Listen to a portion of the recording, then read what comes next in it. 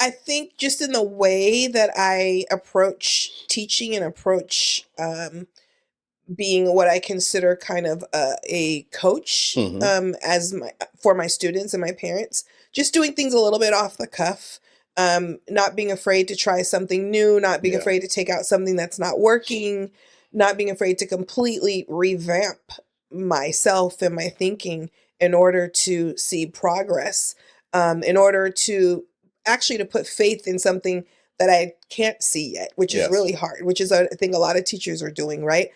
Like we see those numbers, we see the data, but sometimes that doesn't reflect what the student is really capable of doing. Yeah. And you worry, you feel like I have these 9 months and I have to do all of this in this 9 months and I better follow everything to a T. Otherwise, I'm going to mess things up. But that's not true, and you're investing in that child things that may not come out until later. And you have to take the risks that's important to do that. And I think I've had enough times where students and families have come back to me Yes, and you told have. me years, decades, even later, what the risks that I took. I can't even believe I took some of those risks back then. I'm like, what? That was me.